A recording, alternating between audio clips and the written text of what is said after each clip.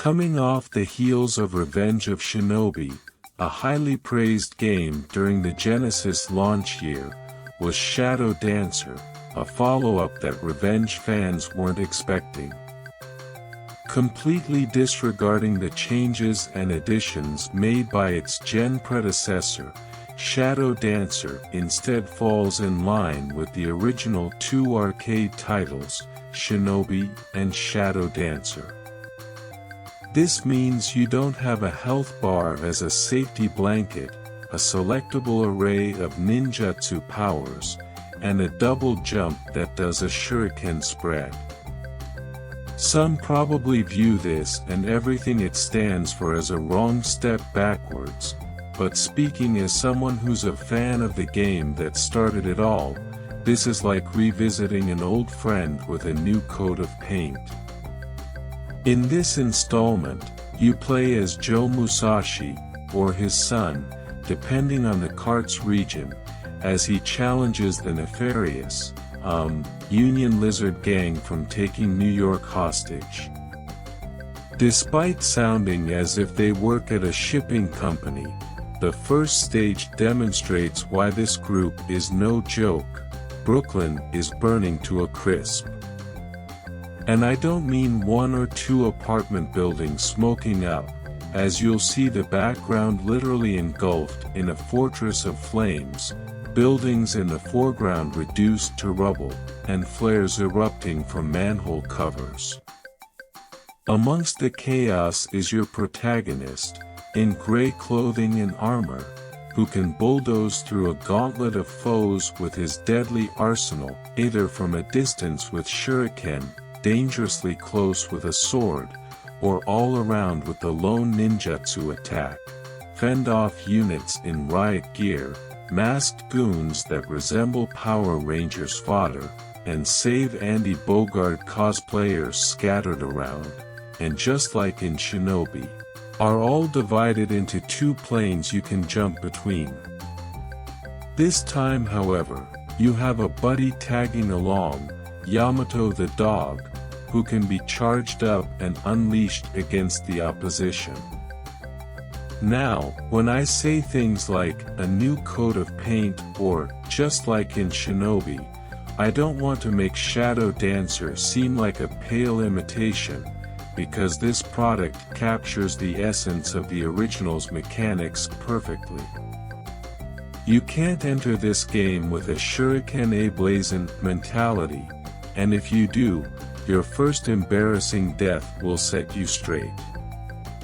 Shadow Dancer demands thought and precision. For some, it might feel a tad overwhelming at first, what with gun-toting enemies hiding just out of striking distance, foes suddenly rushing from behind, and ninja materializing from above, especially if one is used to relying on a health bar over this game's one-hit death rule. Others, too, who won't understand the meaning of the word patience, will likely be frustrated to the point of calling the gameplay cheap and archaic. But those that put genuine effort into beating Shadow Dancer are going to realize it's not as random or crazy as previously assumed.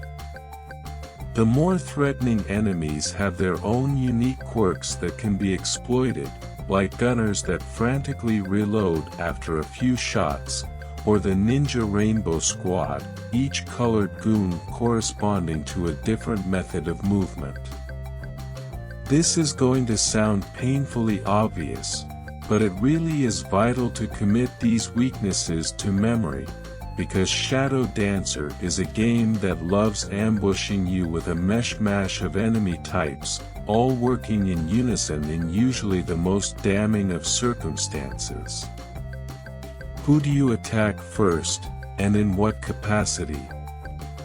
The roll-happy slasher to your left or the fighter and the bullet to the right?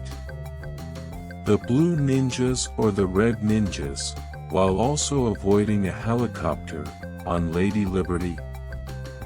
And in my favorite stage, instinctively lunge at a visible attacker in a dimly lit cave, or react to a distinct sound that cues another presence.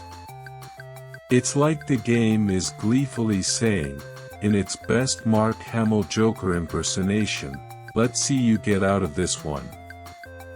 That's why titles like Shadow Dancer and Shinobi click with me more than something like Revenge of Shinobi. They're tight action games full of energy, forcing me on my guard with tough, balanced difficulty, having a quicker pace, and always keeping me on my toes due to the guarantee of dying with a simple poke. In a badly designed game, going through an army of ruthless foes will be insufferable, and dealt the one hit per life card will be like a sick joke. But when a game gets all the ingredients right, like Shadow Dancer, you'll feel like a badass when every being in projectile zones in on your ninja, annihilating the poor saps with the use of quick thinking, skill, and your crazy dog. Shadow Dancer is also a rare instance where I played an old-school title on every difficulty setting, since I enjoyed how stages would flood with more enemies and tougher placements the higher I climbed the difficulty ladder. There were times when it felt like I was playing a puzzle title than an action one on the hardest setting, thanks to more elaborate setups. If I had it my way, I would have made the hardest difficulty the only setting, since I have this feeling some gamers are content with only playing the lowest, default curve. Earlier, it sounded like I was treating the arcade and Genesis versions of Shadow Dancer as different products, and that's because they are. This is good. The arcade game, while following Shinobi's template with some changes, have three major issues working together that make it a pain: dodgy level design, an often skewed perspective that makes it hard to see anything above or below, and nearly impenetrable ninja opponents. Thankfully, when it was time to develop this sequel, remake, quasi, or whatever, they made the brilliant decision to model it after the first game. Unfortunately, one annoying thing has survived and mutated between the games: the dog's irritating bark.